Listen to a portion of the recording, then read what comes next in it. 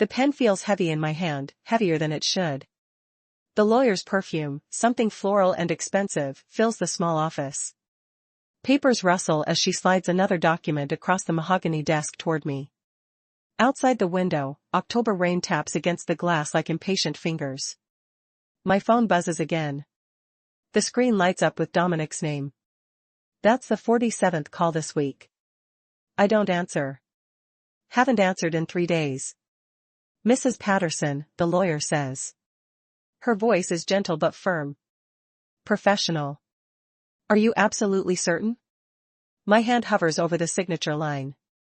The ink from the pen tip glistens under the overhead lights. I can smell the leather of these chairs. Feel the cool air from the vent above me. Hear the clock on the wall marking each second with a tiny click. 4 words. That's all it took to destroy my son's world. 4 simple words that changed everything between us forever. Hi viewers, kindly tell us where you're watching from and what time it is. 3 weeks ago, I was standing in a wedding venue 4 hours from home, watching champagne bubbles rise in crystal glasses. I was watching my only son laugh with his groomsmen, his tie slightly crooked the way it always got when he was excited. I was thinking about how handsome he looked, how proud his father would have been. I didn't know that in less than an hour he'd asked me to leave, that he'd choose a woman he'd known for 2 years over the mother who'd raised him alone for 24. That everything I'd sacrificed would mean nothing when it mattered most. But that's not where this story ends.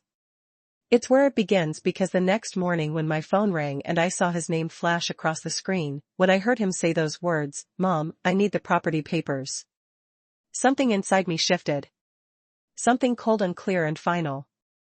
I sign my name. The pen scratches across the paper with a sound like tearing fabric. Corin Elizabeth Patterson. Each letter deliberate, each stroke permanent. And this second set, the lawyer taps another document. I sign that one, too. Then a third. Then a fourth. My signature gets faster with each page. More confident. The lawyer witnesses each one. Her own pen moving in precise practiced strokes. My phone buzzes again. Dominic, call 48. There's one more thing. I tell the lawyer. My voice doesn't shake.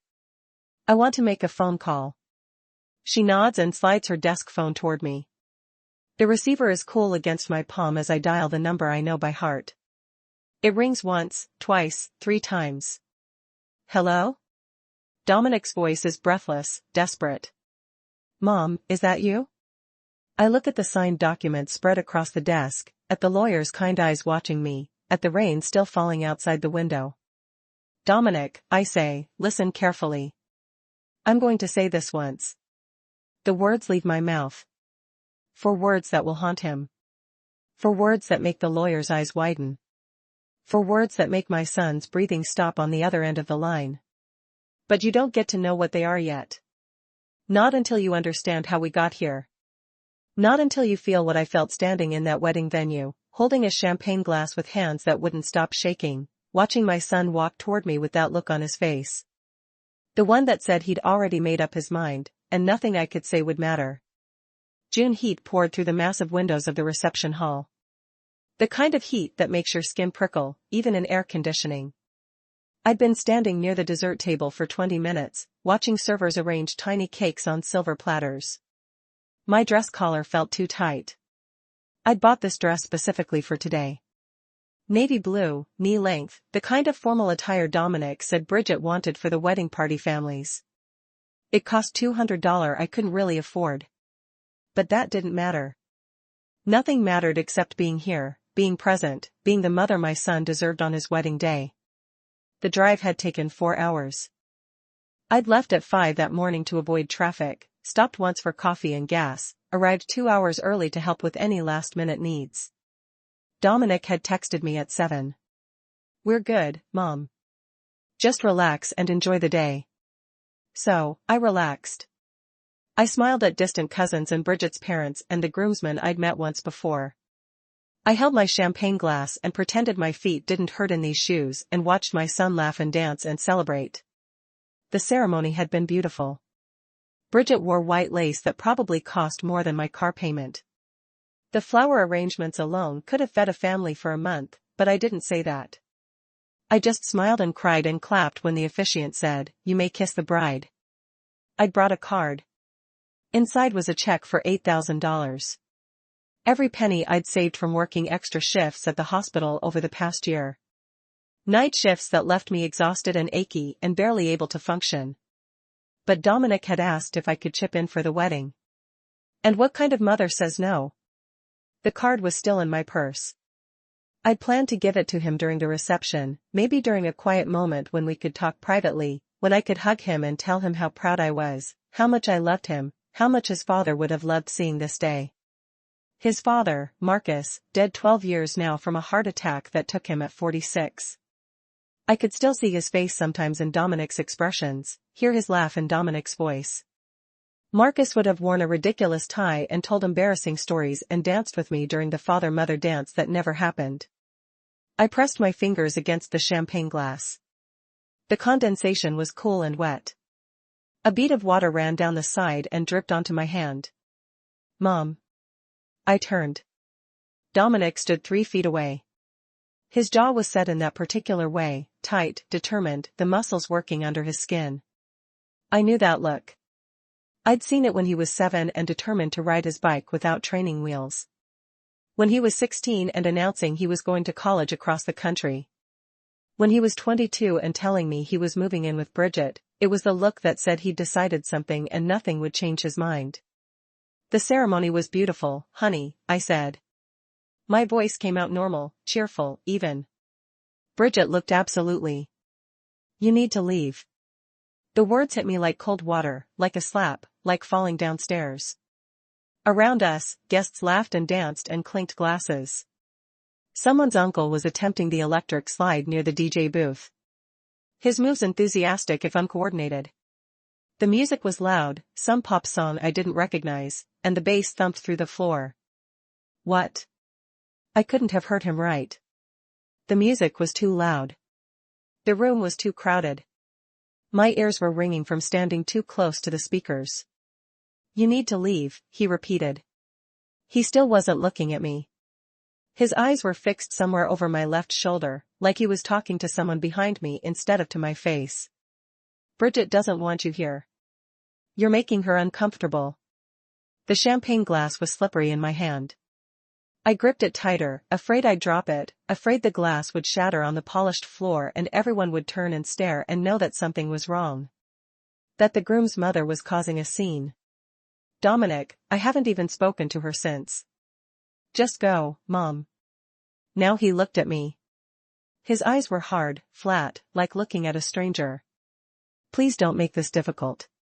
Difficult? I was making things difficult. Me, the woman who'd raised him alone after his father died. Who'd worked 16-hour shifts at the hospital so he could have piano lessons and summer camps and new clothes for school. Who'd held him through nightmares and homework meltdowns. And his first real heartbreak when Sarah Miller broke up with him junior year.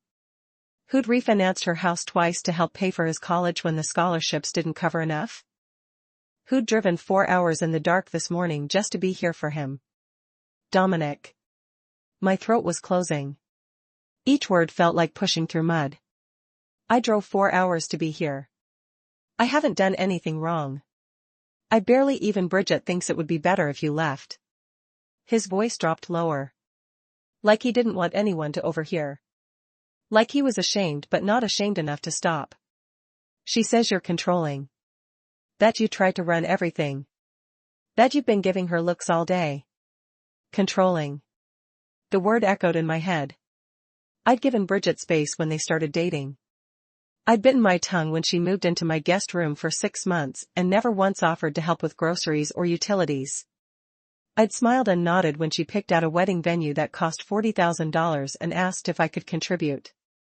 I'd contributed $8,000. $8,000 that represented every extra shift I could physically handle. Every night I came home too tired to eat. Every morning I woke up with my back aching and my feet swollen, and I'd given her looks. I'd tried to control things. Bridget's waiting for you to leave, Dominic said. He glanced back toward the head table. I followed his gaze. She sat there in her white lace and veil watching us.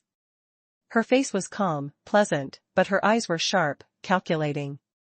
She held a champagne flute in one hand and smiled a small, tight smile that didn't reach her eyes. A smile like a knife. She's upset, Dominic continued. This is her special day. I don't want her stressed. Her special day. Not our special day. Not their special day. Hers. I looked at my son. Really looked at him. At the man he'd become. 24 years old, college educated, working a good job in marketing, living in a nice apartment with his new wife. He looked successful, put together, like someone who had their life figured out. But in that moment, standing in his expensive wedding venue, in his tailored suit, asking his mother to leave because his bride didn't like her, he looked like a stranger. Are you sure about this? My voice came out steady, calm. I don't know how. Are you absolutely sure? Yes. No hesitation, not even a pause to think about it. Just go. We'll talk later. Later. Always later with him these days. We'll talk later about Thanksgiving. Later about Christmas. Later about why he hadn't called in 3 weeks. Later about why he forgot my birthday last month. I set my champagne glass on the dessert table. The glass made a soft clink against the white linen tablecloth. A server nearby glanced over, then quickly looked away when she saw my face. Could she tell? Could everyone tell that I was being kicked out of my own son's wedding? Okay, I said. I didn't hug him, didn't kiss his cheek, didn't touch him at all. I just turned and walked through the reception hall with my head up and my shoulders back and my purse clutched tight under my arm. The music seemed louder suddenly, the laughter more shrill. Every face I passed felt like a judgment. Did they know? Could they see? The mother of the groom walking out in the middle of the reception, her heels clicking on the hardwood floor like a countdown. The June sun was blinding when I pushed through the double doors. The parking lot stretched out in front of me, rows and rows of cars glinting in the afternoon light. Mine was at the far end, alone in a corner space because I'd arrived so early. A practical sedan, 14 years old, with a dent in the back bumper from when I'd backed into a pole last winter. I walked across the hot asphalt. Heat radiated up through my shoes. Sweat gathered at the base of my spine. By the time I reached my car, my face was wet with it. Or maybe tears. I couldn't tell anymore.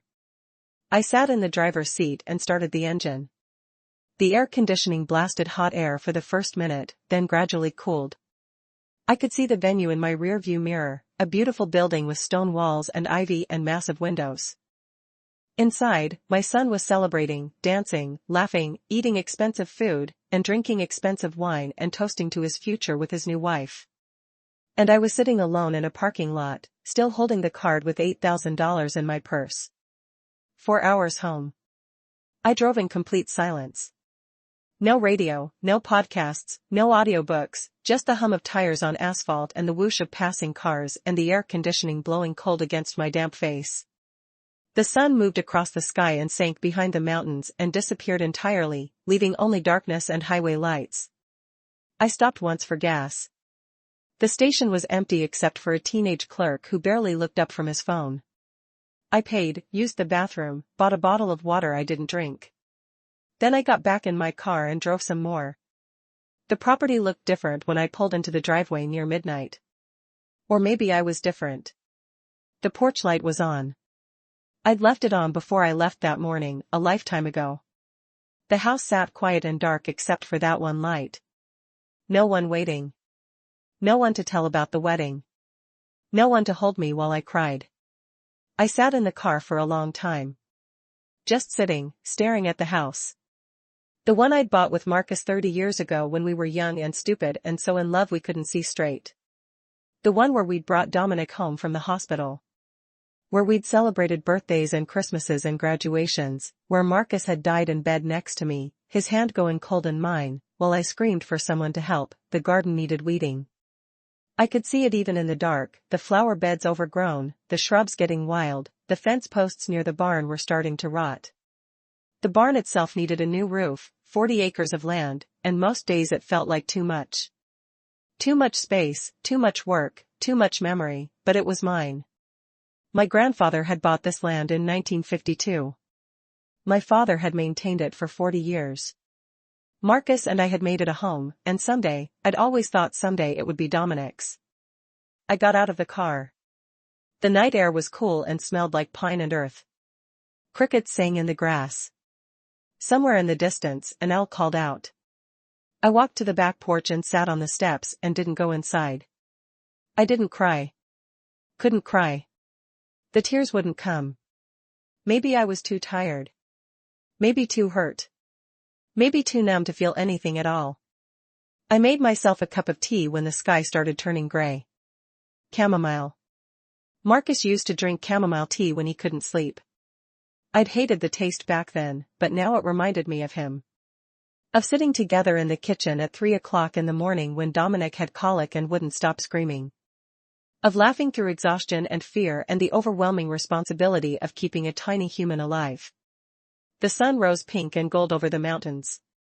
Birds started singing. The world woke up and moved on like nothing had happened. Like my son hadn't just shattered my heart into pieces small enough to fit through his fingers. The phone rang at 8:30.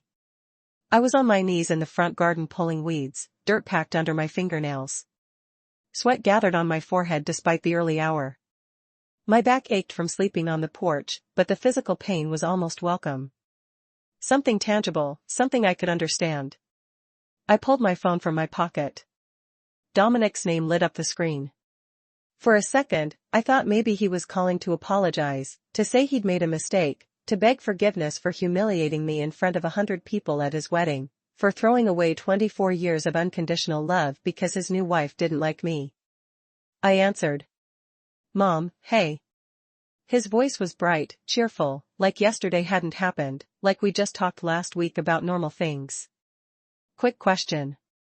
Can you send me the property papers? I sat back on my heels. A bee hummed past my ear and landed on the lavender bush beside me. Purple flowers bobbed in the slight breeze. The morning sun was warm on my shoulders. The property papers, I repeated. My voice sounded strange, distant, like someone else was speaking. Yeah, for the Colorado land, he said it so casually, like he was asking to borrow a book. Bridget and I were talking and we think it would be perfect for development. Her uncle's a contractor, really successful guy. He says we could subdivide it and build maybe 6 or 7 houses. The market's really hot right now. We could make a fortune development. Subdivide 6 or 7 houses on my family's land, on my grandfather's land, on the 40 acres that had belonged to our family for 70 years. The bee moved to another flower. I watched it work, gathering pollen, flying off to the next bloom. Simple, purposeful, unburdened by betrayal. We'd split the profit with you, obviously, Dominic continued. His voice had that excited quality he got when he thought he'd come up with a brilliant plan. Probably 60-40 since we'd be doing all the work on our end. But you'd still make at least a couple hundred, 000, maybe more if we price it right. And then you could move somewhere smaller, somewhere easier to manage, somewhere smaller, somewhere easier. Like the 40 acres my grandfather died protecting was too much for me. Like the home I'd shared with Marcus was just a burden I needed to escape. Bridget actually found this great senior community about 20 minutes from us. He said, really nice place. They have activities and a pool and everything. You'd love it. I'm 58, Dominic, right? Yeah, I know. Actually laughed. But you know, eventually you'll need something easier to manage, less upkeep. This way you'd have the money set aside. It's smart planning, Mom. Future planning. Smart planning. My son wanted to bulldoze my family's history, turn my grandfather's legacy into profit, and stuff me in a senior community. And he called it smart planning. I stood up, my knees cracked, the bee flew away. Around me, the garden stretched out 30 years of work of planting and pruning and nurturing roses. My mother had given me as cuttings. Herbs I'd grown from seed, a vegetable patch that fed me through summer. So, can you overnight the deed? Dominic asked. We want to get the process started this week. Bridget's uncle has a meeting with some investors on Thursday, and he needs to see the property documents. Thursday, 3 days away. He wanted me to hand over 70 years of family history in 3 days so his wife's uncle could impress some investors. Dominic, I said slowly. About yesterday. Oh, yeah. He interrupted me like he just remembered, like it was a minor inconvenience he'd forgotten to address. Sorry about that. Bridget was just stressed. You know, wedding day jitters or whatever, but it's fine now. Everything's fine. Everything's fine. He'd humiliated me, forced me to drive 4 hours home alone, made me feel small and worthless and disposable. But everything was fine now because he wanted something from me. So the papers? His voice had an edge of impatience now. Can you send them today? I can text you the address for overnight delivery. I thought about my grandfather, about the stories my father used to tell. How Grandpa worked in the mine 16 hours a day in the pitch dark. How he lost 3 fingers in an accident when my grandmother was 6 months old, but went back to work the next week because they needed money. How he saved every penny he could for years until he had enough to buy this land. $3,000 in 1952. It might as well have been $3 million for a man who'd lost fingers to buy it. I thought about my father spending every weekend for 40 years maintaining the property, building the barn with his own hands over 3 summers, planting the oak trees that now towered 60 feet high, creating something permanent, something that couldn't be taken away. I thought about Marcus making me promise on his deathbed to keep this land in the family. His hand cold in mine, his voice barely a whisper. No matter what happens, Karen, no matter what, this land stays ours. And I thought about Bridget's smile as she watched Dominic kick me out. That sharp, calculating smile, that look of victory. Mom, you still there? I'm here. Okay, good. So, can you send them today? The bee came back. It landed on a cluster of Blachiad Susans near my feet. The petals were bright yellow, almost painful to look at in the morning sun. The property papers, I said again, not a question this time. A statement. Yeah, the sooner the better. Bridget's uncle is really excited about this opportunity. He thinks we could break ground by fall if we move fast. Break ground. Bulldozers and construction crews and concrete mixers destroying everything my family had built. My grandfather's oak trees cut down. My father's barn demolished. The meadow where Marcus proposed to me paved over. Mom, are you listening? Do you remember your grandfather's funeral? I asked. My voice was quiet. Steady. Dad's funeral when you were 20. Silence on the other end. Then you gave the eulogy, I continued. You stood in front of 200 people and talked about how much this land meant to him. How it represented everything good about our family, about legacy and sacrifice and protecting what matters. More silence. You promised you'd take care of it, I said. You looked right at me and your grandmother and promised you'd protect what he built. Do you remember that? Mom, that was different. His voice had changed. Defensive now. Irritated. I was a kid. You were 20 years old. Old enough to know what a promise means. Yeah. Well, people say things at funerals. It's emotional. You can't hold me to. You also said your grandfather would be proud of you, I interrupted. That you'd make sure his legacy lived on. That this land would stay in our family for generations. And it will, Dominic shot back. It'll be mine eventually. I'm just trying to make it work for us now. Make it profitable.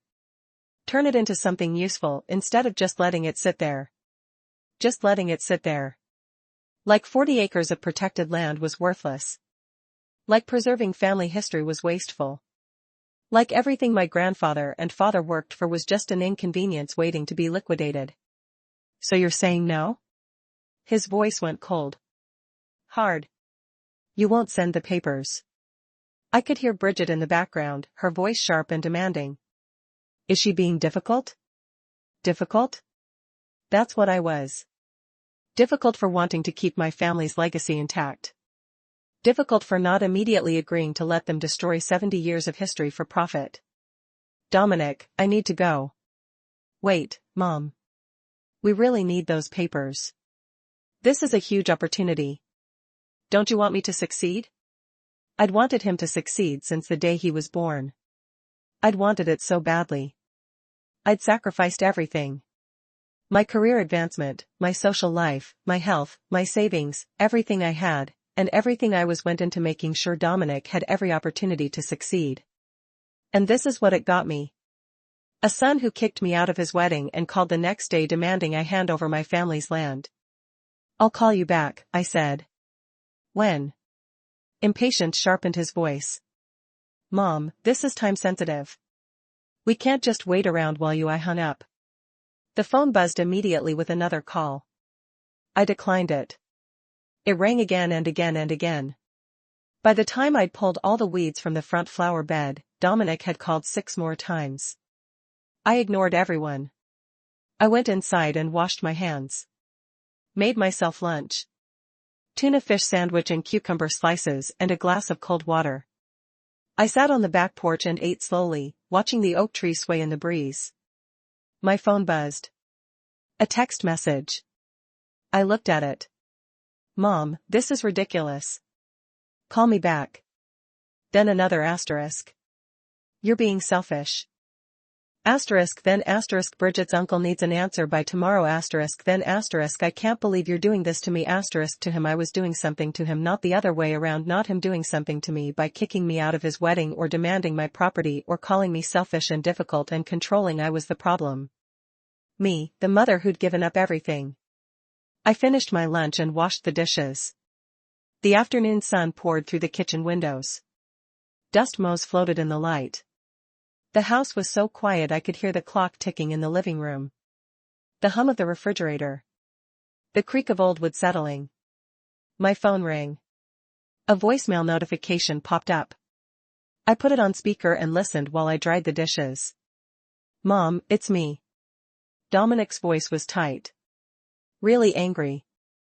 I don't know what's going on with you, but this is my inheritance, too. Dad would have wanted me to have this. You're being controlling again, just like Bridget said.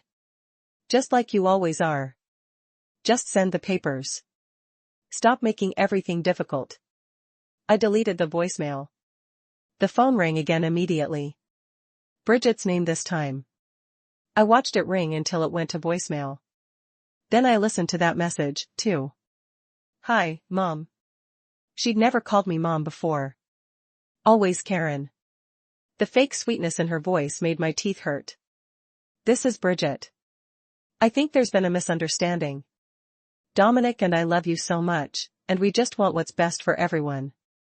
The development would be amazing for your financial future.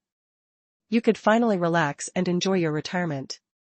Can we talk about this like adults? I really think we just need to have a calm, rational conversation, like adults. The same woman who'd had me thrown out of her wedding yesterday wanted to talk like adults. The same woman who was pushing my son to steal my family's land wanted a calm, rational conversation. I deleted that voicemail, too. The evening came on slow and golden. I made tea and sat in Marcus's old armchair. The leather was cracked now, worn smooth in places where his body had pressed against it for years, but it still smelled like him somehow, like coffee and cedarwood and home. What would you do? I asked the empty room. If you were here, if you could see what he's become, what would you do? The clock on the mantel ticked. Outside, a coyote howled somewhere in the distance. The sound was lonely and wild and free. The phone rang at 9 o'clock. Dominic again. I stared at it for a long moment. Then I answered finally.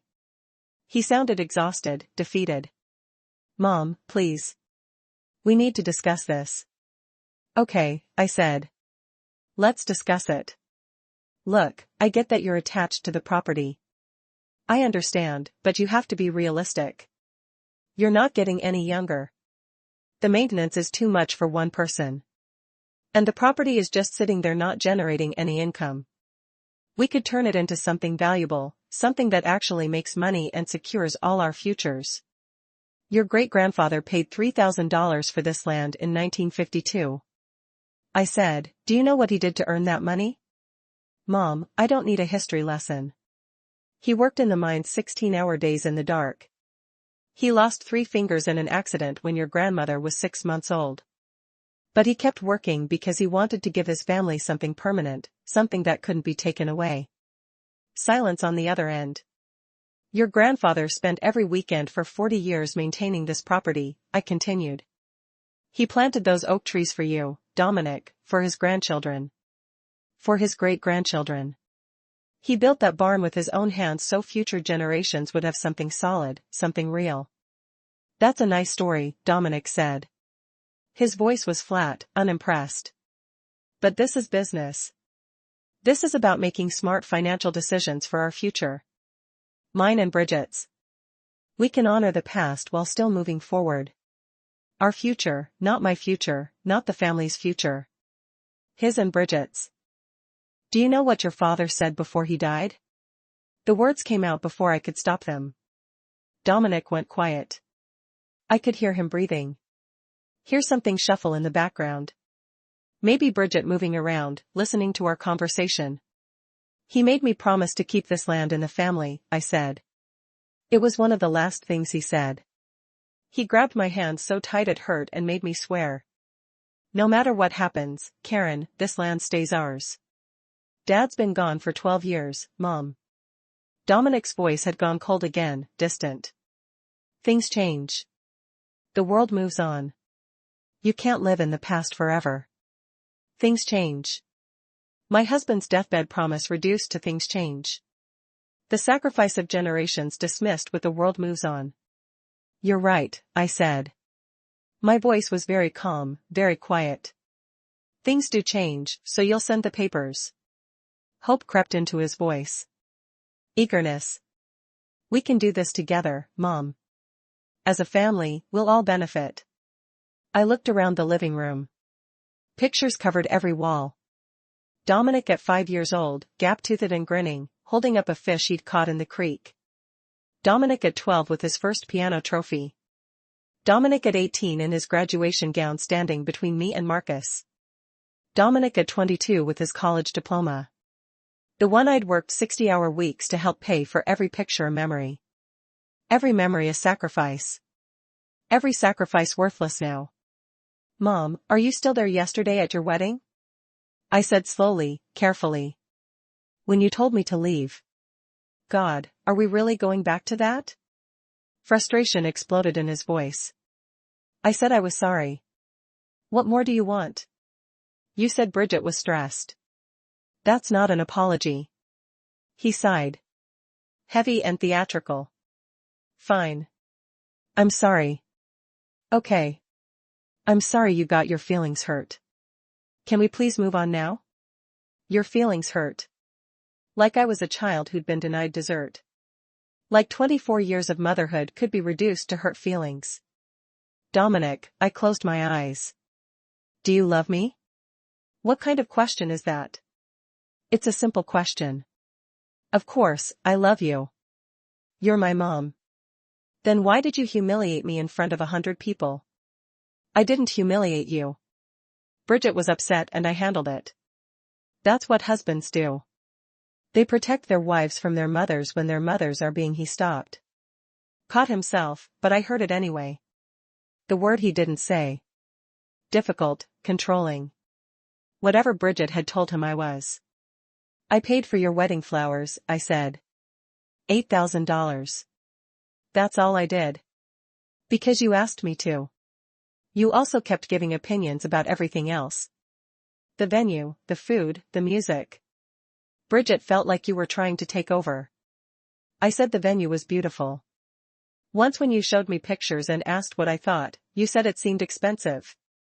I had said that because it was expensive because the wedding cost more than most people's annual salary because they'd asked me to contribute and I'd given them everything I had. Dominic, I drove 4 hours to watch you get married. I wore a dress I could barely afford because Bridget wanted formal attire. I gave you $8,000 I'd saved for emergencies, and you threw me out like I was nothing. It wasn't like that. Then what was it like? No answer. Just breathing. Just silence stretching between us like a chasm.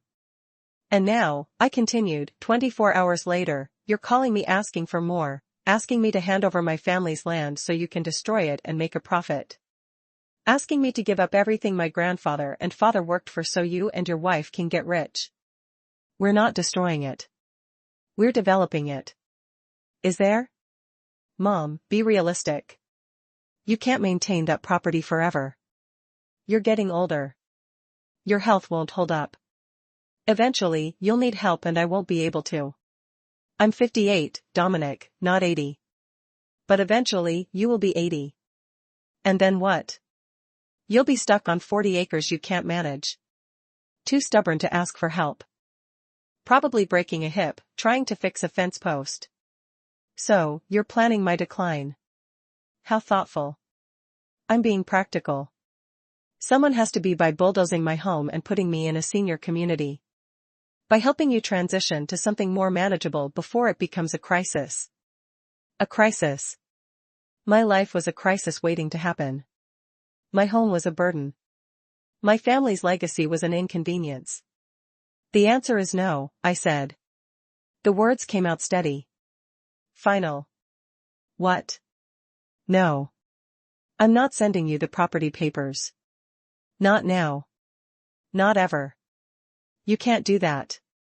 It's my inheritance. It's my property. Your father left it to me. But I'm your son. I'm your only child. Who else would you leave it to? I don't know yet. But it won't be someone who kicks me out of their wedding and then calls the next day demanding I hand over my family's land. His voice went cold. Ice cold. You're really going to do this over one mistake? One mistake. 24 years of love and sacrifice. Dismissed as one mistake. A lifetime of putting him first, reduced to being petty and vindictive because my feelings got hurt. Goodbye, Dominic. Mom, wait. If you hang up, I hung up. The phone immediately started ringing again. I turned it off and set it face down on the table. The silence was shocking. Complete. I sat in Marcus's chair and listened to the house settle around me. The old wood creaking, the wind rattling the windows, the hum of the refrigerator in the kitchen. I didn't cry, still couldn't. The tears were locked somewhere deep inside behind a wall of numbness that wouldn't break. I slept in the chair that night. When I woke, pale dawn light was creeping through the windows, and my neck was stiff, and my back ached, and my phone was still turned off on the table. 3 days passed like that. I worked in the garden. I cleaned the house.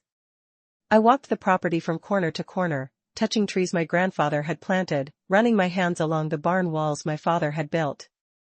I visited Marcus's grave under the willow tree and told him everything. I don't know what to do, I said to the headstone. The carved letters of his name were rough under my fingers. I don't know how to fix this, but maybe it couldn't be fixed. Maybe some things, once broken, stayed broken forever. On the 4th day, I turned my phone back on.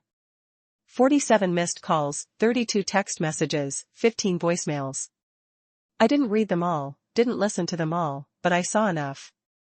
Dominic's messages started angry, then turned desperate, then circled back to angry again. Threats mixed with pleas mixed with guilt trips. You're going to regret this. I'll contest. Dad's will. You can't keep me from what's mine. Please, Mom, I'm begging you.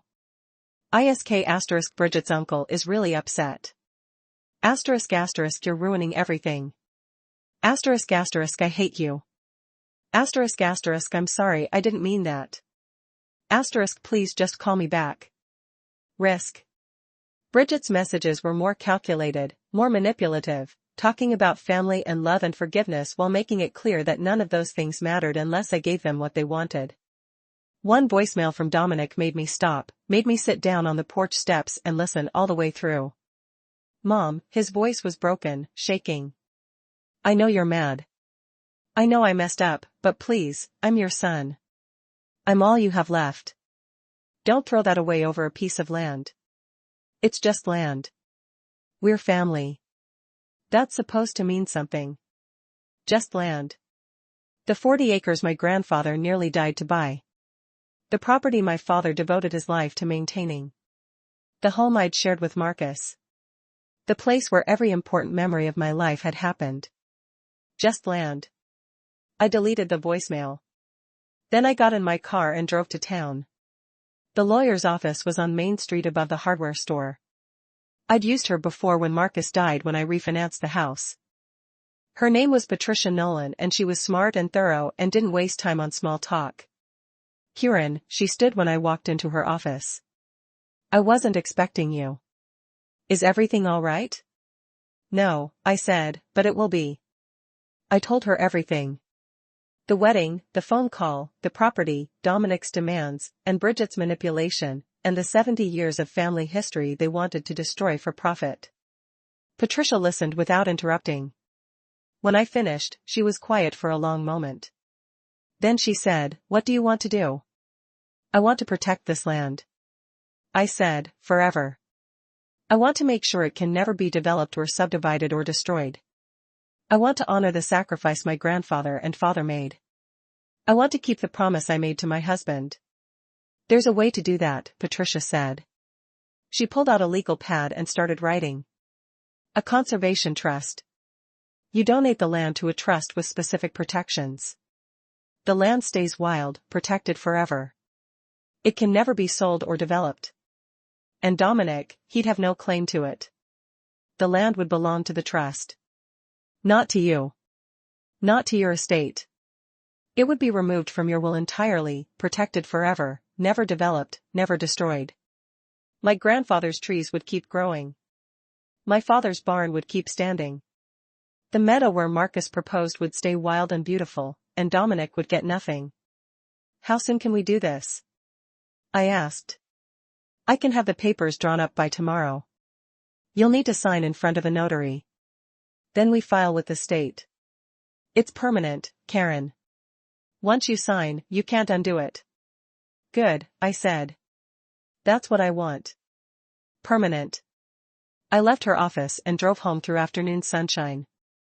The mountains were sharp against the blue sky. The trees were green and full.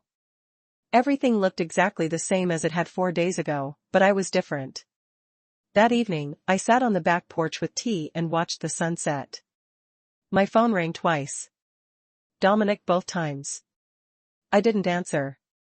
I had nothing to say to him. Not until the papers were signed. Patricia called the next morning. "Papers are ready. Can you come in today?" I was there within the hour.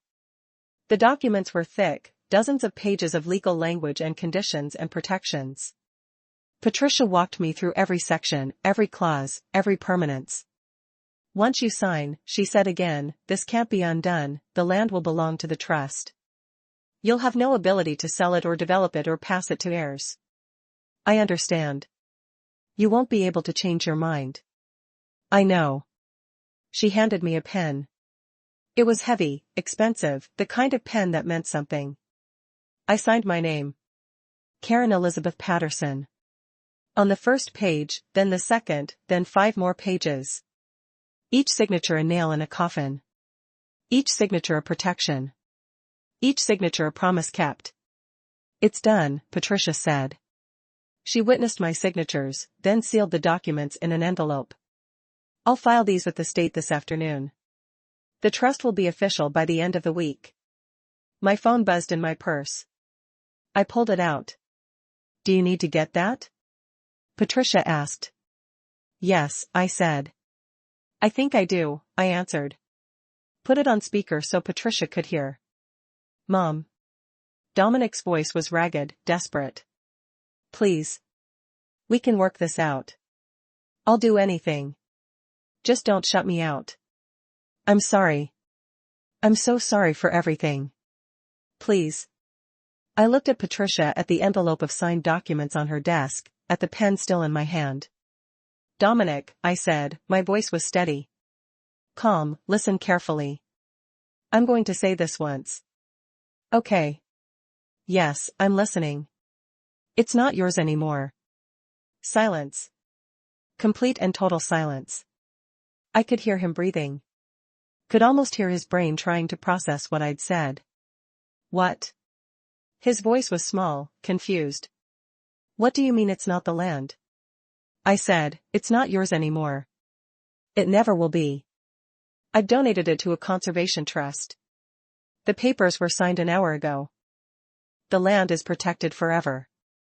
It can never be developed or sold or subdivided. More silence. Then you can't do that. I already did. But that's my inheritance. You can't just give away my inheritance. It was never your inheritance, Dominic. It was my property given to me by your father. And I've chosen to protect it the way he wanted, the way my grandfather and father would have wanted. No. His voice was rising, panicking. No, you can't. I'll contest it. I'll take you to court. You'll do nothing. I said because there's nothing you can do. The trust is irrevocable. Final. There's no contesting it, no undoing it. The land will stay wild forever. And you'll never touch it. I could hear Bridget in the background, her voice sharp and angry. What? What did she do? You kicked me out of your wedding. I continued. You humiliated me in front of 100 people because your wife didn't like me. Then you called the next day demanding I hand over my family's legacy so you could destroy it for profit. Did you really think there wouldn't be consequences? Mom, please. My grandfather lost 3 fingers working in the mines to buy this land. My father spent 40 years maintaining it. Your father made me promise to protect it and I kept that promise. Even from you. You're choosing dirt over your own son. His voice cracked. Broke. That's what you're doing. I'm choosing to honor the people who came before us. The people who sacrificed everything. You had a choice, too, Dominic. At your wedding, you chose Bridget over me. Now, I've made my choice. I can't believe you do this. He was crying now. Actually crying. I'm your son. I'm all you have. No, I said quietly. You were all I had. You gave that up when you threw me out like garbage. When you called me controlling and difficult and demanded my property 24 hours later, you made your choice. Now live with it. Mom, I hung up, turned off my phone, set it on Patricia's desk. Are you okay? She asked. Yes, I said. And I meant it. I'm okay. 6 months passed. Autumn came and went. Winter arrived with snow that covered the property in white silence. The phone calls from Dominic eventually stopped. The text messages dwindled to nothing. The desperate voicemail ceased. But the email started, forwarded from his lawyer, threatening legal action, claiming undue influence, demanding I reverse the trust donation. Patricia handled all of it. Every email, every threat, every desperate attempt to undo what couldn't be undone. His lawyer says Bridget left him, Patricia told me in February. We were having coffee in her office, discussing the final trust paperwork. Apparently, she filed for divorce 2 months ago. I'm not surprised. I said she wanted money. When the money didn't materialize, why would she stay? His lawyer says he wants to reconcile with you. That he's realized he made mistakes. What did you tell him? That all communication goes through me. That you're not interested in contact right now. That if he wants a relationship with you, he needs to respect your boundaries and give you space. I sipped my coffee.